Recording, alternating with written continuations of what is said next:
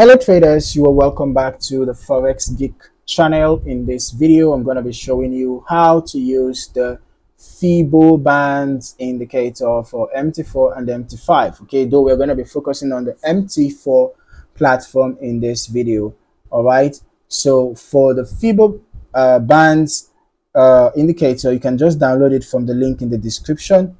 After you have done that, ensure that you head over to your indicators folder.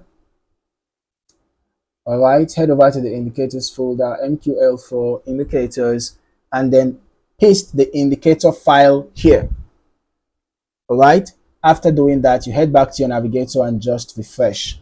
Right click and refresh. Okay, having done that, you should find the Fibo Bands Indicator. All right, so you're going to look for the bands Fibo, bands Fibo, bands Fibo, bands Fibo. Right. Okay.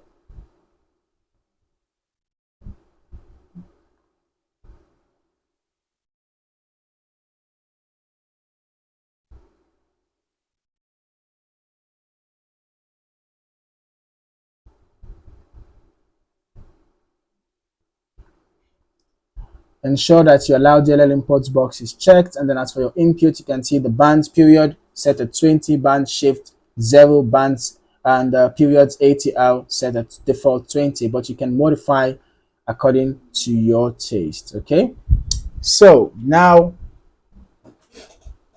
this indicator, as you can see,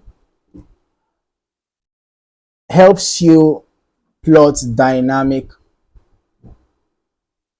support and resistance levels, right, in the form of these lines.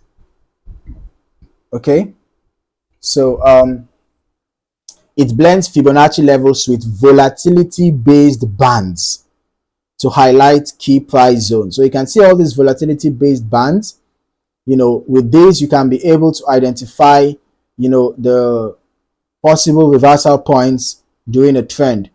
Right, when the trend is ongoing, you will notice that, you know, the price would likely be bouncing between, you know, distinct bands, right, depending on how strong the momentum is, right? So you will notice the price bouncing. For example, here it was bouncing between this lower and this middle, right? So it was bouncing within until, you know, we had a breakout to the upside, and then there was a brief consolidation before the bounce continued, and then a breakout to the upside again, and then a brief continuation, right? So when you want to buy, you just have to look out for confirmation pattern, because the trend could continue from the third line, counting from the bottom. Now it might continue from the third line.